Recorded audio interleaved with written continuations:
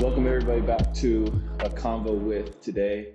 My special guest, somebody who is extremely close to me.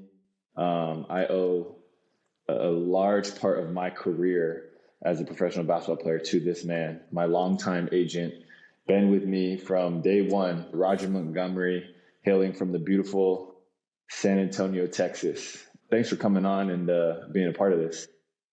And it's my pleasure. I'm excited, to be on here so we can actually talk about a lot of the stuff that we went through. I appreciate you sharing those compliments. It means a lot to me. And similarly to what you said, I feel the same way. You've had a tremendous impact on my career and on my life as well. Yeah, there's so many stories. So in the interest of time, we're gonna just jump right into it because me and Raj, we could talk for days. I'm confident that I have talked to you on the phone more than anybody else in my life outside of my wife. Man, just like throughout that whole time, throughout my whole career, just a number of conversations. But Raj, just give us a kind of just share from your end. How did we meet? How did I end up signing? How did I end up signing with you? Montgomery Sports Group. How did that happen? And the whole backstory of it all. Yeah, sure. So how it started was unique from the beginning. So we probably should have known it was going to be what it was. So a good friend of mine who was a former coach, Bob Hill. Bob Hill lived in San Antonio with me, and you were working out with Bob Hill somewhere in the Bay in San Francisco, I think. And Bob saw you play, and Bob called me, and Bob said, "Are you sitting down?" And I said, "Yeah, what's going on?" And he said, "I got a player that I think that you should go after." He said, "He's 6'4", he's Asian. He said, he goes to Harvard, and he's a super Christian." That's exactly how he explained you to me. And I was like, okay, those are good qualities, okay, that's good. So he said his name is Jeremy Lin. He's from Palo Alto. You need to check him out. I said, okay, cool. Couple months go by. I'm looking at Harvard versus UConn. I see you playing against Kemba Walker and some of those guys. I'm like, yo, he could play. Like, for real, he could play. So now I'm intrigued, watching. And so I put together, at that particular time, I put together like a threefold, trifold brochure. It was horrible. I got a story about that too. But anyway, I put this thing together, and I put a cover letter together, and I send it to Tommy Amaker at Harvard, your coach. I don't hear anything for months. I don't hear a word. And the season ends or gets close to an end, and I get a call from Tommy, and he says, "Shirley Lynn, Jeremy Lynn's mom, is going to give you a call. She requested all of the information from anybody who sent anything for Jeremy during the season, and she wants to do an interview on Skype, so she's going to be giving you a call." And that's how it began. I get a call from your mom, Shirley, about 2 weeks, 2 weeks after the season ended, and that's how we met. It was, so all of this, I didn't know any of this.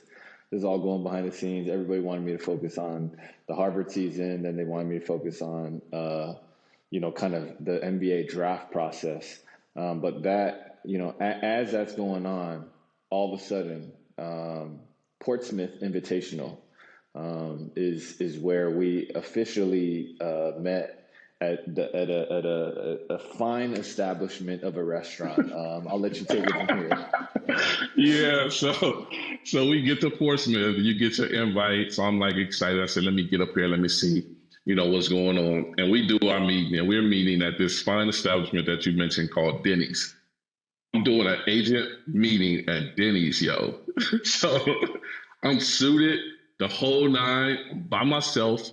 And your family is there. It's your mom and your dad and your brother, your big brother. And we sit at a table right in the middle of Denny's. It's noisy. The waitress is spilling things on us. They interrupting us the whole time. I'm on one side of the table, you and your family on the other side of the table. I'm sharing. I don't have any notes or anything.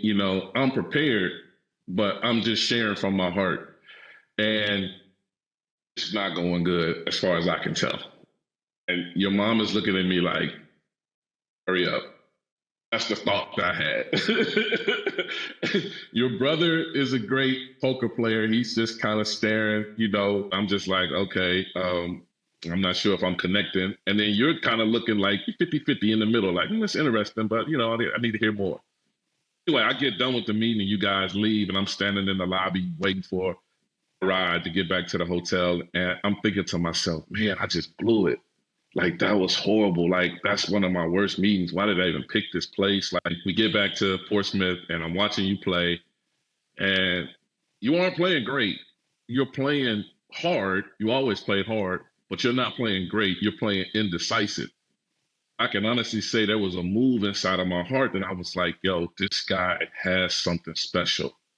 And I didn't know why I couldn't get that feeling out of my heart because I was trying to resolve the fact that the meeting was bad. And I was like, so it's no big deal. He's not that good. Anyway, but I kept feeling this, pull on my heart. I'll explain what that was later. But that's how we get started and that's how we had our meeting. Yeah, I from my perspective, this whole time, like leading up to, like, I had never met you in person, but we had talked on the phone. I had a couple phone conversations with, a few agents. I didn't have that many agents, trying to represent me.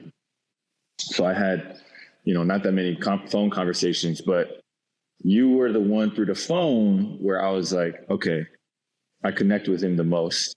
And then you just had something different, right? Like, and so once I met you and you gave me the pitch, it just confirmed that for me. But the reason why I was just, like you said, 50-50 was because this whole time my family was telling me, just take the other meetings. Like, you don't have to rush to a decision.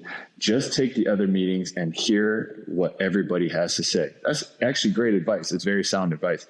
But in my heart, going into the meeting, I was like, yo, Roger, just don't blow it. Like, just don't say anything dumb that, like, my family's going to be like, yo, why would you ever sign, And so the meeting goes and you confirm exactly what I was feeling in my heart of just like, yo, it's him. And the reason why I felt like that for me was I felt like you actually, like, you truly believed in who I was as a player.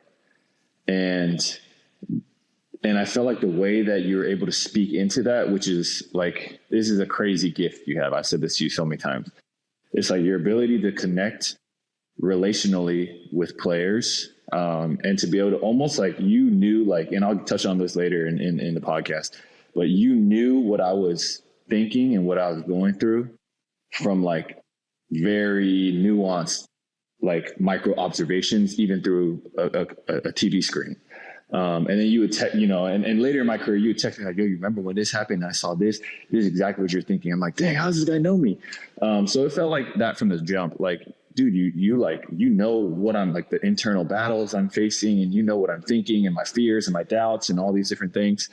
And so, like, it felt like you really believed in me as a player. A lot of the other agents, they kind of, like, believed in me as a marketing tool, or as, a way to kind of break into the Asia market, or, it's either marketing or, oh, we could make a lot of money off of endorsements with him in Asia.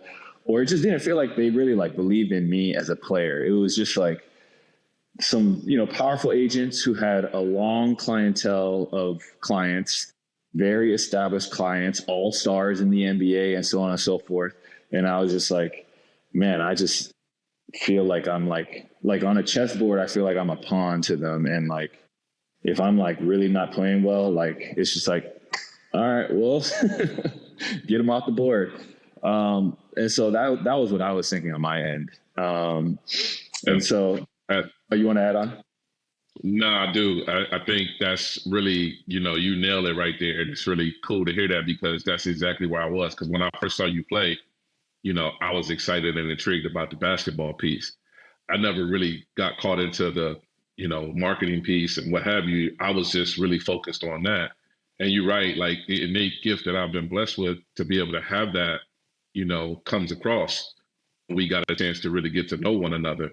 And that was what it was about. And so, like, when I got to Portsmouth and I watched you play, like, admittedly, you'll say, like, I didn't play my best basketball, but I knew that you weren't playing your best basketball because you were fighting quite a few things. You were trying to fight whether or not you really belonged.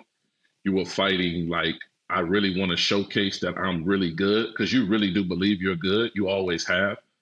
The battle is that you were 50-50 with like what they're seeing and what this opportunity is. It's not meshing together. And I really know that I can do better.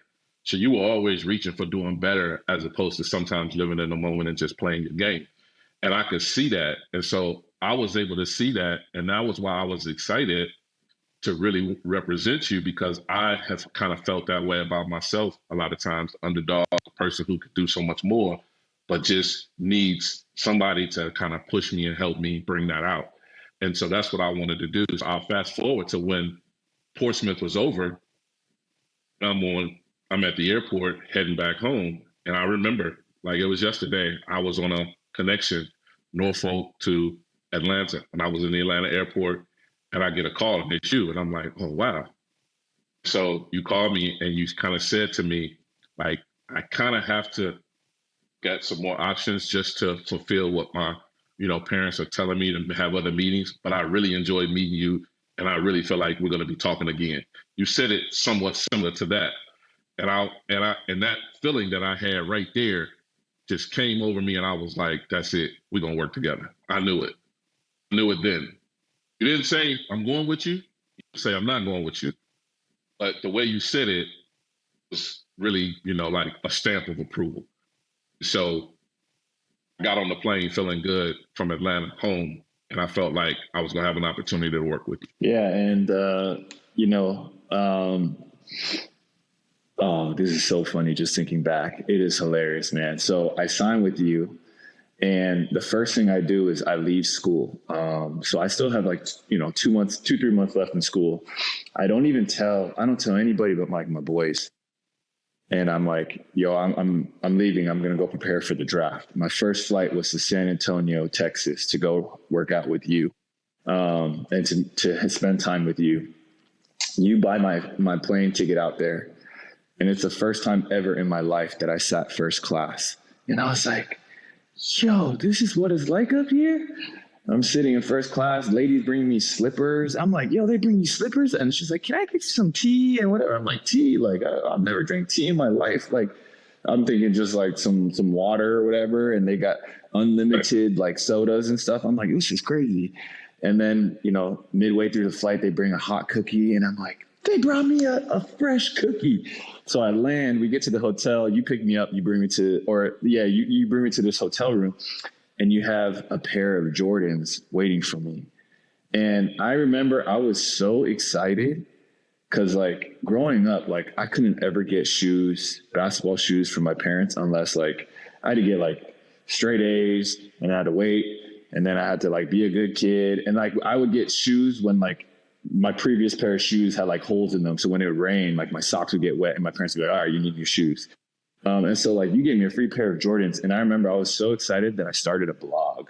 I started like this private blog for like all my family and my closest friends. And I detailed this, man, I got to go back and find this entry. But that's how excited I was. And, so we spent some time together, and then I go out to Vegas and I'm starting to train. And then we go into the actual pre-draft process where I'm going through the workouts. So now we're getting into the draft, and between some of the workouts and the actual draft process, man, what do you remember from that? It was so much fun. That was the process, like you said, when you first get to San Antonio. And it's cool to hear that because I actually forgot some of that. It's amazing how you forget some of the things that you do. So you get to San Antonio. I'm really excited about you. They be in there. We're in the gym. Mind you, we don't have skills coaches and things like that at this point. Now, as an agent, you don't got a skills coach. You don't got a business. But I was working you out. I was spending time with you on the floor. We were shooting. San Antonio was like the hub, get to know each other, get familiar with one another, have dinner, do those kind of things before you go out to Vegas. And I just remember like, when I dropped you off at the hotel, I said, hey man, I'll be back tomorrow at 7. And I roll up at like 6:40 and you're already sitting downstairs ready to go. And I'm like, man, this dude is serious. And so the thing that stood out to me about the pre-draft process was just, you were meticulous, you were very motivated, you were very serious. And you were like, yo man, Like, I remember we went to the steakhouse and you were like, man, I could just go to Subway. Like, I don't have to do all this. Like, I've never really been to no steakhouses and stuff like that. And I was just like, nah, man, I'm taking you to a steakhouse because I want to eat well. And, I want to enjoy this process, And we went, we had a good time. We vibed with each other. We got a chance to know each other. It was kind of like the onboarding situation for us to get familiar with one another without all the other nuance around. And you head out to Vegas and you get going. And I just remember feeling like, man, this guy's going to make it. Like, he's going to be ready. He's going to do a really good job. He's super motivated. And that's the thought process that I had prior to you going out to Vegas to start training, for the draft. Yeah. And dang, I don't even remember some of the stuff that you're telling me, but I remember that was right around the time when my mom knew that I was going to Subway every day and I wasn't eating until I was full because I was like worried about our family's finances. And then she lied to me and said like, yo, I just got a bunch, like I got a bunch of income and you can I'll let you pursue your basketball dream for 2 years and you have to eat until you're full. Like if you want to have any chance of making the NBA, you have to eat until you're full. So I was like, all right. Like, so then I was like, okay, I'll actually start like buying, more food or like nicer meals or things like that. And that's hilarious because that's when I told you, I was like, yo, I could just do Subway because that's all I was doing my whole senior year just for like, they had the $5 footlong. And so every meal I would just go and get 2 footlong and like that was the cheapest option for that many calories that I could get into my body. That's hilarious. So we go into the process and everything. And I remember like right before, first off, like I'm a nervous wreck because I'm just like, I'm peppering you with questions. My mom's peppering you with questions. I'm calling you all the time. Like, what'd they say? How'd you think it went? Da, da, da. As the draft is coming up, you keep telling me, Jeremy, like, be prepared for you to go undrafted. And you kept saying that to me because you're like, I can't really get these GMs to call me back. But in my mind, I was like, I felt like I had a chance, like a legit chance. And I was like, no, dude, like Roger keeps telling me, like, just protect my heart, like be prepared to go undrafted. But in my mind, I was like, no. Cause like I was there at those workouts and I was cooking like people who were supposed to be in the first round draft picks. I was cooking them. And I was like, no, like if anybody saw like what happened, they would pick me. And so like, I was actually like pretty confident to the point where I even had a draft like party at my house and I invited a few people over to my house. I was like, yo, we're going to watch the draft together. Yeah, I'll let you take it from here.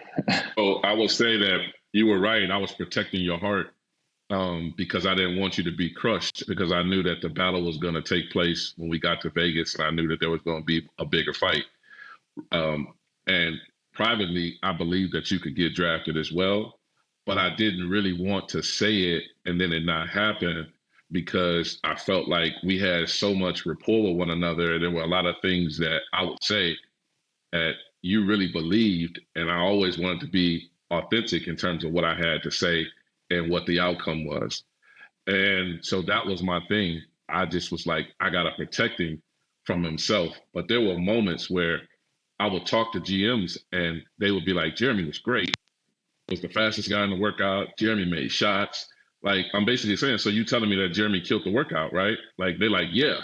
And they like, and then they some of them would say, okay, man, well, nice talking to you. Good luck. I'm like, good luck. I'm like, that ain't what I'm looking for. So I was trying to fight through that process. And so I felt some love in the process, but I also felt a lot of hesitation and a lot of, we'll just see what happens, that kind of thing. And it irritated me because I could see it, you could see it, but I was playing both sides of the fence. I had to play the side that protects my client, but I also had to play the side that is really behind the scenes pushing and really believing because I really believed it. And I believed it. And I talked to a few GMs and a few of them told me like Raj, like got some good relationships in the league. A couple of them call me Raj. It's like, Raj, like I know this just sounds like a great story, but like he not gonna make it. Like a couple of them told me that. And I was like, you know what? I said, you can write it down. I said, you're gonna be wrong about this. I said, and when you call me for him, I'm gonna make you pay. That was one of the discussions that I had with a few GMs that I won't name. But in any event, when it happened, and I won't get ahead of ourselves, but when it happened, that's exactly what ended up taking place. Yeah, and I remember, which give you credit, like you didn't even tell me at the time.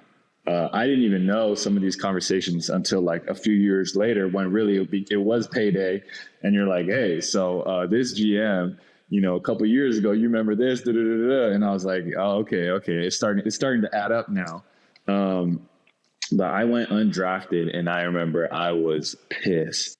And so I immediately did what any rational person who's pissed does. I went to Wingstop with my family. We ordered 100 wings and like 4 things of French fries, and I just stuffed my face.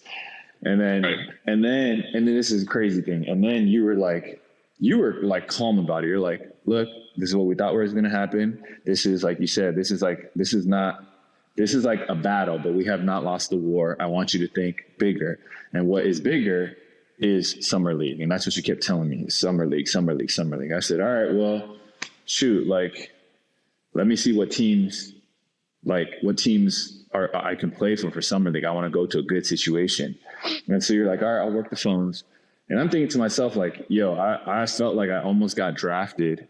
And then like a week later, as we were talking, you're like, dude, basically nobody even wanted me on their Summer League roster except for one team. And, I guess, can you share a little bit more behind the scenes of kind of the Summer League, how I ended up with Dallas, and even the actual Summer League itself into the negotiation of my rookie contract? I got you.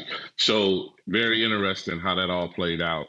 And what ended up happening is that when the draft was over with, obviously usually you have teams that line up to sign you, for Summer League, especially if you like right there, let's just say from 61 to 75, 60 picks in the draft. Then you got 61 to 75. Those are the hot choices. Remember, we didn't have 2-ways then. We didn't have E10s then. We didn't have all the stuff we got now. So basically, the next step is who are the hot targets for Summer League? Well, Dallas was the only team that had interest. And here's why Dallas had interest. Dallas had interest because Donnie Nelson, who was the general manager at the time, had just started the Dallas Legends. I think they were another name at that point, but that was their G League team. And he ended up purchasing that team with a minority owner who was an Asian guy. I don't remember his name. So he was looking at the marketing part of it. So he basically was like, look, I'll bring Jeremy in for Summer League. He was couching it like that was what he was interested in, but really he was interested in the G League portion of why he really wanted you. Now, he liked you as a player, no disrespect to his eval, but his main focus was that. I knew that. But I was like, you know what? We got to overcome that. We can win this battle. That was the thought process. We can win this battle. So that was the reason why when we went there, they had 2 other point guards. And Jeremy, I remember you were like, man, I don't want to go here. Like, I don't understand. I'm saying to myself, like, it is balancing it again. I'm like, 50% of me is like, Jay, we don't have another option. And then the other part of me is like, let's go fight this battle because anything can happen in Summer League. And we just need to get you there, And if you have a couple of good games, like in Summer League, it's gonna pop for us. So you were like, okay, cool, I'll go. You were reluctant, but you were like, I'll go. Because you were reluctant, because you were like, I belong here. That was the part that I loved about you, because you were like, dude, I need a shot. I belong here. Like, I should have got drafted.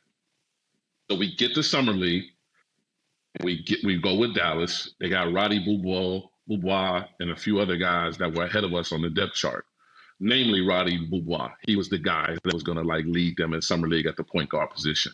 He gets hurt in practice and twists his ankle pretty bad or something like that. And in comes you. And now you got the ball in your hands and you got a chance to go play. You was a nervous wreck the first 2 games or like the first lead up to the games. You was a nervous wreck. So now I'm managing that. And I'm like, yo, Jeremy, like, we got to get to it. Like, it's time. Like, we here. And you like, gosh, like, what's going on? The anxiety kicked in, like, at a 10. Because now the moment was actually here. See, it's different, man, when we fighting stuff. This is when we actually, like, now, like, we're fighting it, but now we're, like, counting. Like, we won that round. Like, now you got to win this round. And so we weren't used to that. We were used to just being told we couldn't get in the ring. Now we in the ring, we got to win the fight. We got to win the round.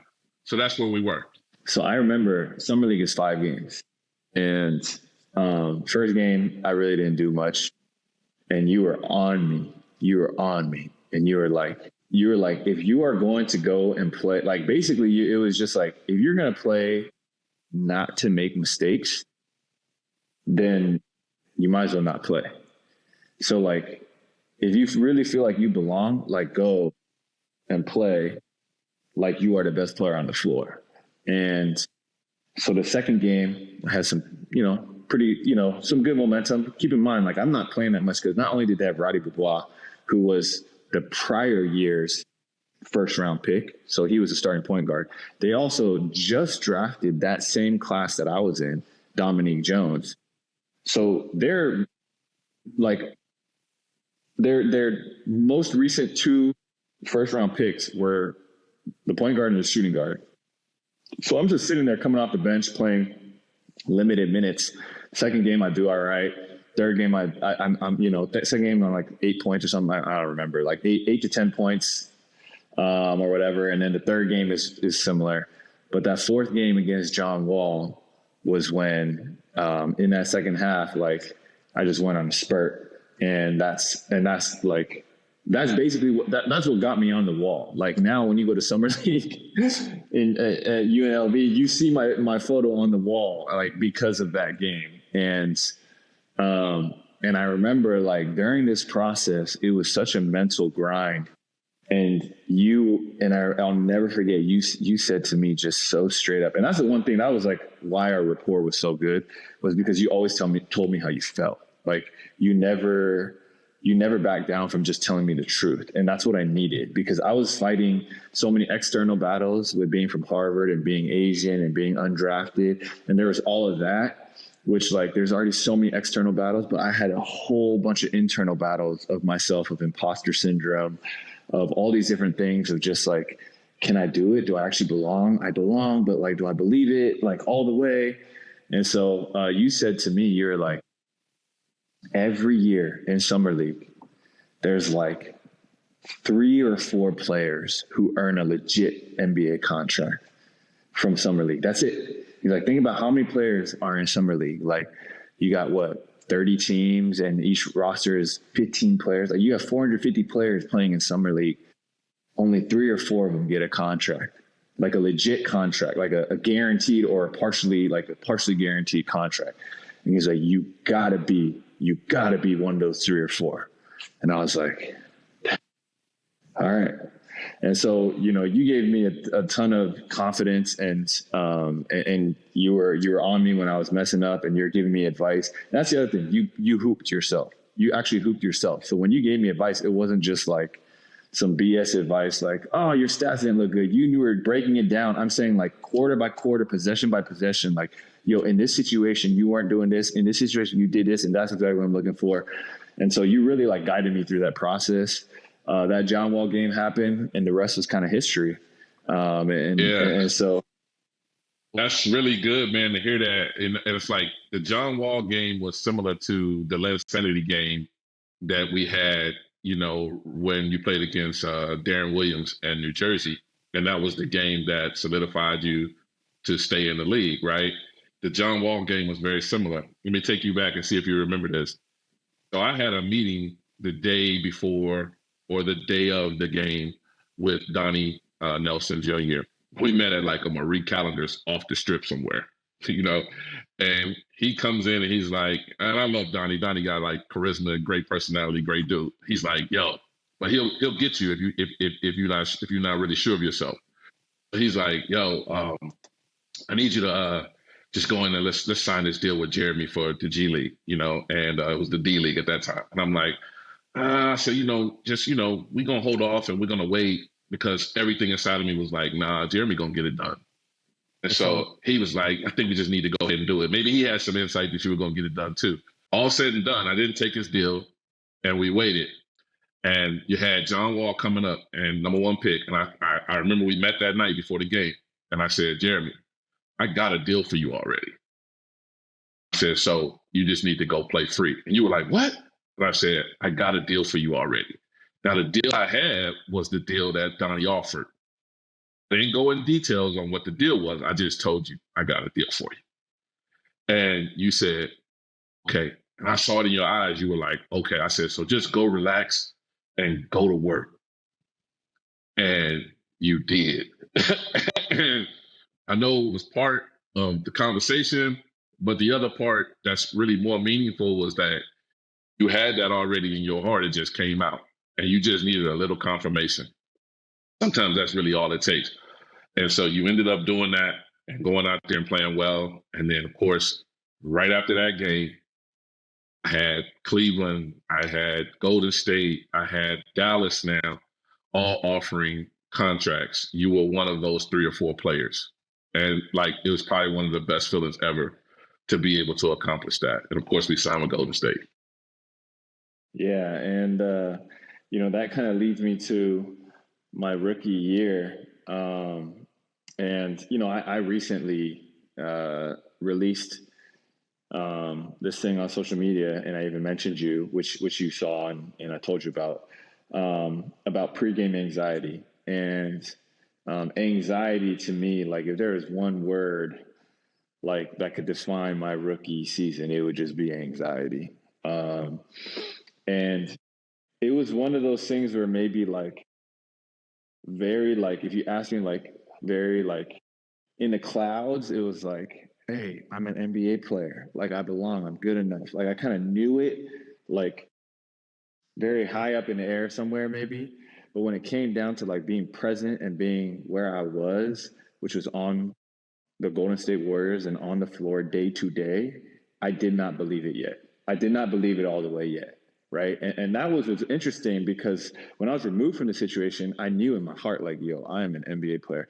The minute that I got in the environment, it was like, am I an NBA player? And am I an NBA player? And so they sent me to the D League all 3 times. At that time, you can only do it 3 times. So they sent me down to D League 3 times. And man, I have so many stories from my rookie year, but I just want to ask you, like, what are the ones that you remember for my rookie year, leading into kind of even like all the way up until getting picked up by the Knicks? So there was a lot of anxiety on my end too, because I could feel your anxiety. And there was a relief when we signed, and there was an excitement when we signed with Golden State. You going home, everybody was really excited. There was a lot of hype about it. But I knew that the fight was going to be tough because, genuinely, you're such a good dude and you want to please.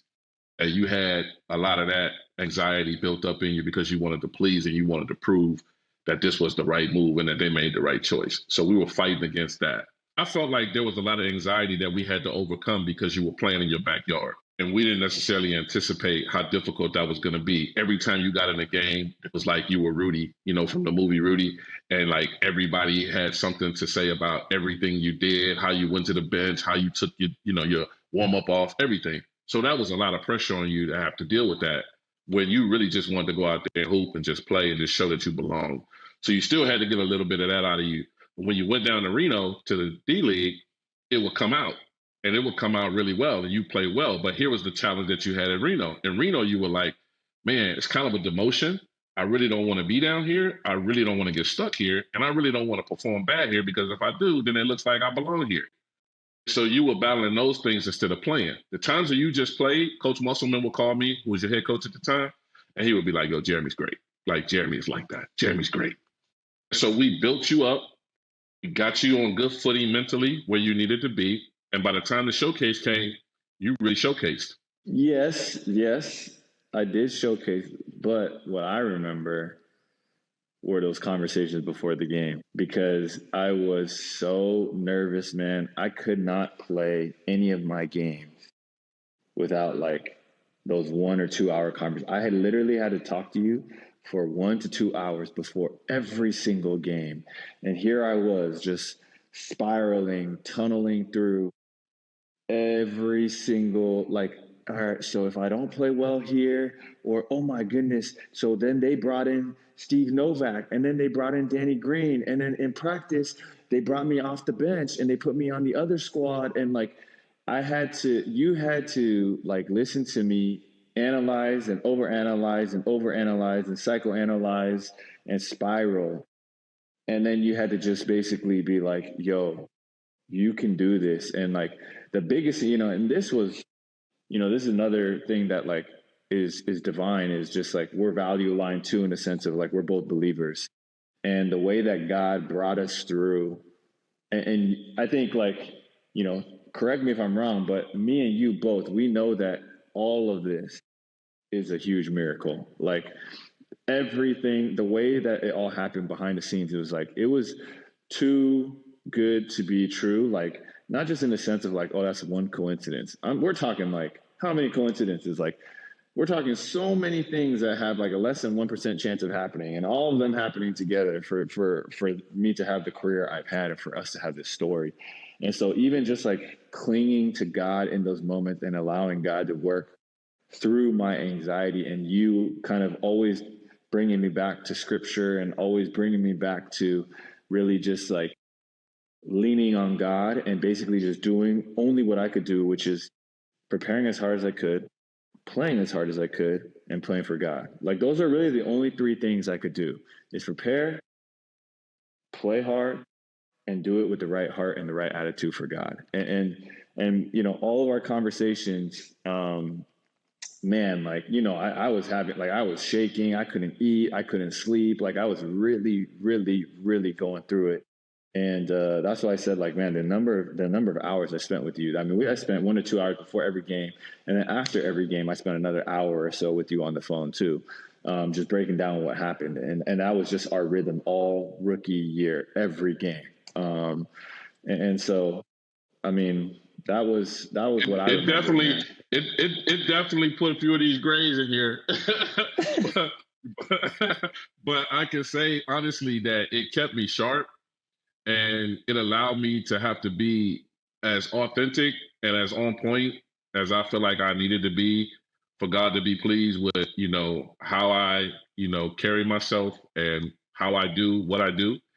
I had a lot of patience because a lot of what I was able to share with you was based on my own trials throughout my life. So I experienced a lot of the things that you experienced, not on the NBA level, but I experienced a lot of trials and, having to overcome adversity, believing but not believing, or I should say it this way, trusting but not believing, or vice versa.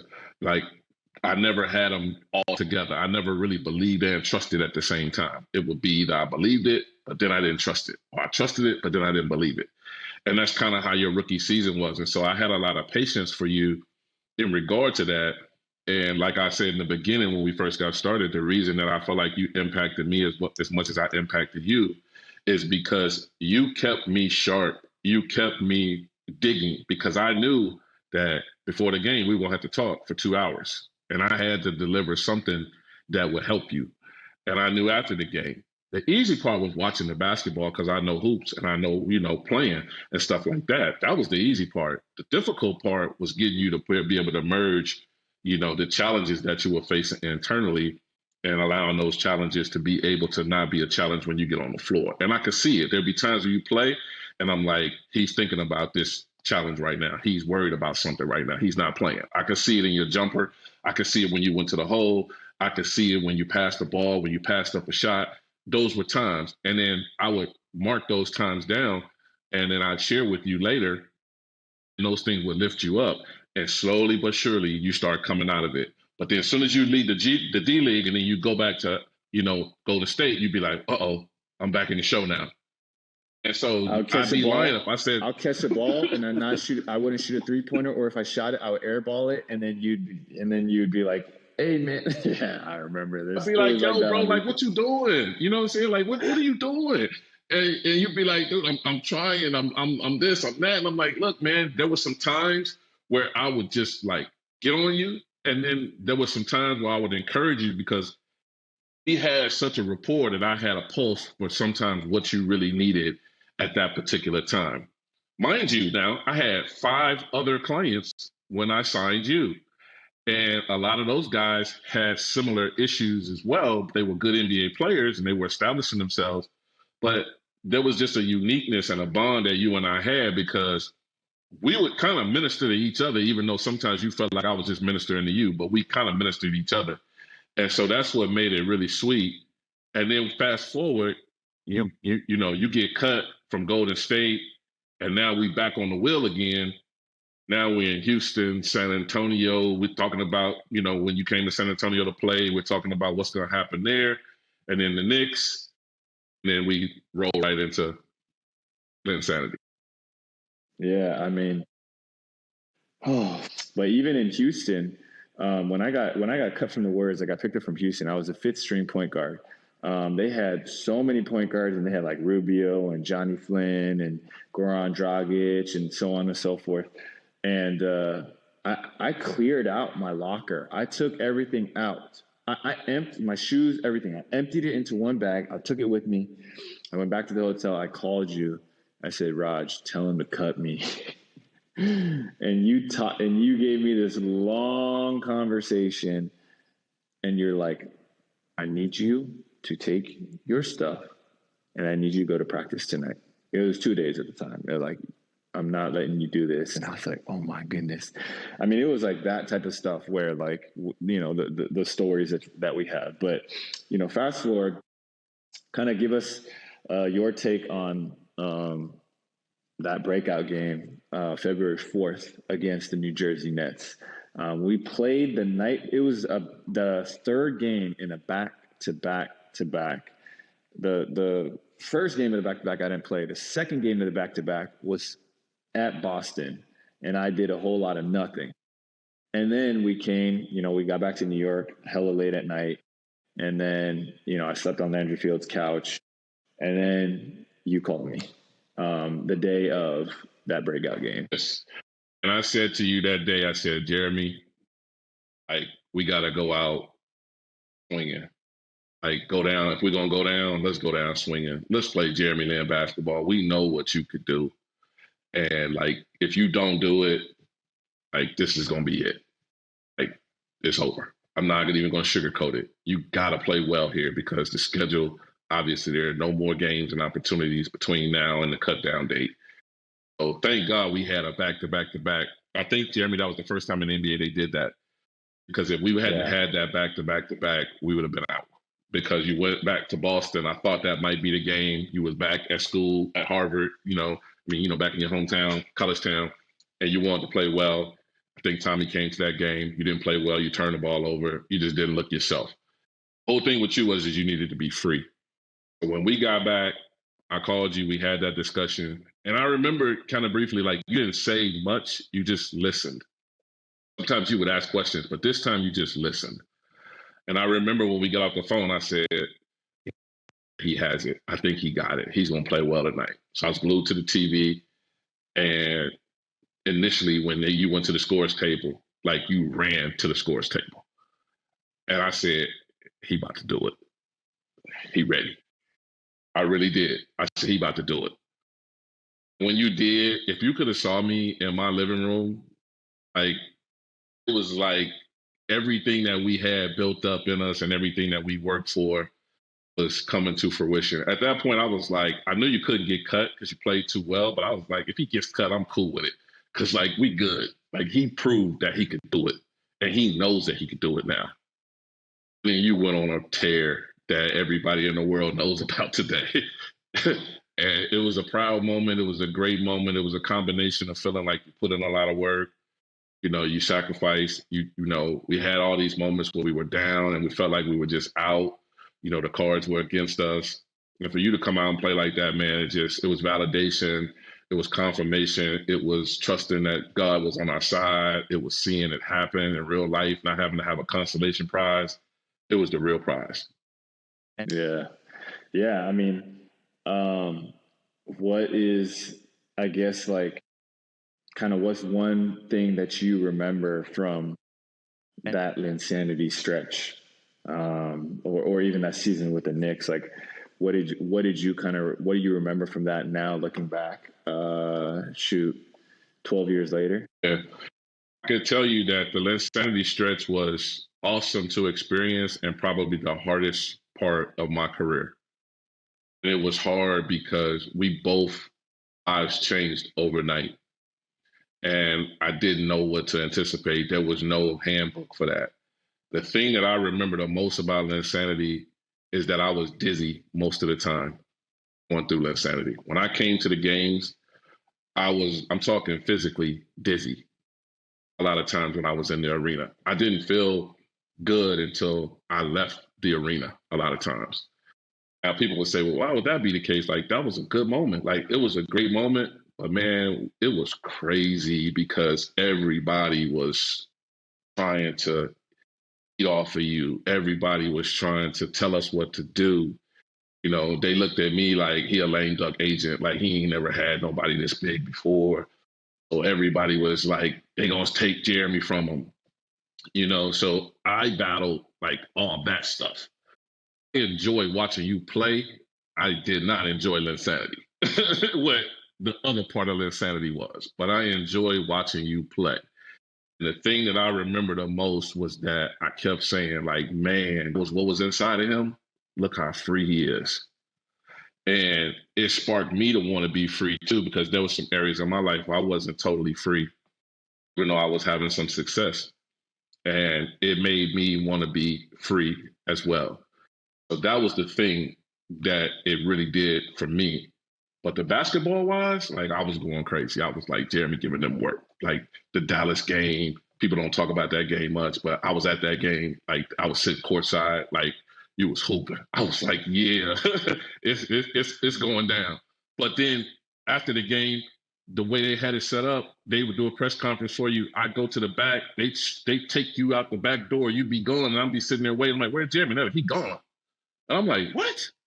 How's he going? They're like, he gone. We took him out the back door. So the machine just kind of like made it tough for me to enjoy it, if I could use that language. But I was happy that we were experiencing what we were experiencing because it validated everything that we thought. No, we didn't know it was going to be that, but I knew. People ask me all the time, you know he's going to be that good? I knew you were going to be good. I didn't know it was going to be that and the explosion and the timing and the perfect storm of New York and this, that, and the third. I didn't know that, but I knew you were going to be a good NBA player. Yeah, I mean, that's spot on. I love the basketball and establishing myself and all the conversations and the work and everything that we put into it. Really not even just like developing my physical skills. It was what you did the most was, you know, and that's why I said, like, you were like an agent, a friend, a big brother, a mentor, a therapist, and a sports psychologist, kind of like all packaged into one for me. But the work that you helped me with here, whether that was just, you know, me believing in myself or me being able to get closer to God, those were like, I mean, we've done how many conversations, how many Bible studies, how many sermons, how many books, how many things have we sent each other's way just to like, yo, check this out. This is what I was talking about. Even the story like of Gideon and how you broke down Gideon for me and all these different things. Like, it was just all the work that we had put in was coming to fruition. But man, our relationship, it was tough because, you know, and you know, I might get you in trouble for this, but whatever. But like, you were getting offers, like you were getting 7-figure offers to like, I mean, I was getting the world thrown at me, but you were too. Cause it was like, man, Raj, if you join our agency or if you know, allow us to represent Jeremy, or if you co-represent Jeremy with us, like, I mean, the whole world was being thrown at you too. And like, it was just something where like our relationship had never experienced something like that. And you stood loyal through it all. And that's why, like, for me, like, I never, like, until the end of my NBA career, even when I went to the G League and was trying to make it back in the NBA, like, you have always been representing me. And so like Linsanity was just brutal for our relationship, but because we made it through that, like, that's what allowed us to thrive for the 7 years after that I was in the NBA, and even into multiple years down the road there. Even when I went to CBA, you were part of my representation. And so, like, you know, that was just something that, man, I wouldn't want to go through again in terms of the off the court, like, conflict, or just like, you know, you didn't know who to believe. And everybody in my ear was telling me like, yo, your agent, like, he's not he needs a, he's not this, he's not that, he didn't have this, he didn't have that. Like you need to come to this agency, or you need to come to this huge agency or whatever. And so I'm just getting like inundated with all these temptations and like all these like things about like how everybody else could do it better too. But man, we stayed loyal through the journey. Not with mistakes or anything, but man, we made it through. So you did, man, and that's what I'm proud of. Like, it's a lot to go through when you experience that, but we did. We established ourselves as friends, and we overcame probably the biggest, blessing, but could also be a curse if it wasn't played right. That we had to overcome, and I really respect you and your family, for that, because you're right. I had everybody calling me, wanting me to take deals, and I mean, I had a who's who list of people that some were very legitimate, that wanted to, figure out how that they could help us, capitalize. But what they didn't know is that we really didn't need that, but at the time we didn't know what we didn't know. And this thing was just getting bigger than both of us. So like we were able to overcome that. And I wouldn't do it any differently, because I learned way too much, and our friendship is solid to this day. And, we know who we are. Like, people don't really know who they are until they go through the fire. And we went through the fire with that for sure. And we both came out, had a little smoke on us, but we was good. Yeah, had a lot of smoke. But one thing that Patricia's son, the CEO of J-Lin, the company, one thing that she always says to me, she's like, dude, I'm so proud. Like, I feel like we have been so successful as a company, because to this day, she's talking to me, she's like, to this day, Jeremy, the people that you were close with and your relationships that you cared about, like, those are still intact. And she's like, not a lot of people make it through that. Like, how many high profile people do you see where all of a sudden they're severed with their family members or some of their closest friends or their representation or their manager or their agent? Like, not a lot of people make it through that level of fame and are still surrounded by the same people. And that's something that she said to me that I was like, man, like, to this day, like, and we'll text, like I'm playing in Taiwan right now, but we'll still communicate and we'll still text and we'll still get on the phone. And yeah, I mean, even to this day, like, you'll bring out clients to the Bay. And one thing we've always kind of talked about, one thing you've been big on too, is giving back or empowering the next generation. I mean, that's a big reason why you're an agent, even just, in terms of wanting to be able to, pass on the wisdom that you've learned through your life. Can you talk a little bit about the Compass and what that's about? Yeah, I'm excited about that. The Compass is a membership platform that I'm launching in January 2025. Really excited about that. It's going to be an opportunity for me to be able to share just the nuance, just what it's like to be an agent, real behind the scenes stuff, not the stuff that you kind of can get on Instagram or what have you. But this is going to be more of an opportunity to share with aspiring agents and people that want to be executives in sports management. It was kind of derived, Jeremy, from a few years ago when I started Elite Mentoring Foundation. The 501c3 that I started was based on that. It was about helping, build a legacy and sharing, about the agent game. And so as a result of that, it has turned into now a for-profit platform, because I've had so many people over the years that want to learn more. And, there's no handbook, to be an agent. It's no science in this. It's all art. And so all the things that I've learned and all the things that I've accomplished, it's kind of like that intellectual property, that I've been able to accumulate over the years. And so I'm going to put that into this platform, and it's going to be somewhat similar to like, academic from an adjunct standpoint. And then also it's going to be an entertainment, piece to it as well, because we're going to have, subject matter experts like yourself and others that will be able to share and be able to help provide that real insight, that's going to help people get real opportunities. That's awesome. I'm definitely excited about that. And thanks for sharing so much of kind of your story, our story. And I know there's one episode is not enough for all the things that we've experienced and been through. But Sure. I appreciate you taking the time, man. And this is just nice to do this as my career is winding down, for us to look back and just, chat about everything that's happened. So we'll talk soon, hopefully on the part 2 of this podcast, but appreciate it, man. Absolutely, man. I love you, man. I'll talk to you soon. Love you too, bro. All right.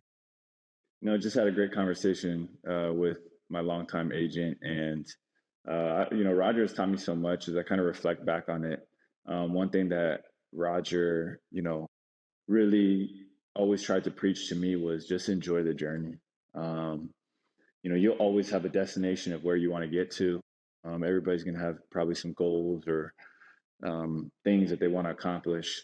But Roger was always like kind of reminding me like, yo, if you can't enjoy today, like none of this really matters. Like none of this is successful. Like, and if you're not like joyful today, if you can't enjoy today where you're at, even if you get to where you want to get to, you want to be able to enjoy that place. And I think that's something that even through our conversation, us talking about Linsanity and realizing like, man, we worked so hard to get there. And there were so many things from Linsanity that we didn't anticipate, and so many difficulties and things like that. And so it's not always what it seems. The biggest thing we could do is just enjoy today. So that's always something I try to like remind myself. And the other thing I think that I learned a lot from Roger, and just even hearing this conversation or having this conversation, is Roger is just a really selfless guy. Like he cares so much about other people, and the way that he's cared for me and the way that he's kind of loved me and invested into me as a person and as a player. Like I always think to myself, like would I be willing to do that for somebody else? Or like, have I been doing that for other people? And so, just really learned a lot from like who he is, how he carries himself, how he's trying to look out for other people. Like he shared today, like even when he would talk to me on the phone, like he took that really seriously. Like he wanted to come prepared and he wanted to know what he was talking about. And he wanted to take the challenge of like really trying to connect with me and share things that were meaningful and impactful for me. And so I just really appreciated just having a great role model. And he's definitely shaped who I am today, just through the journey that we've taken together.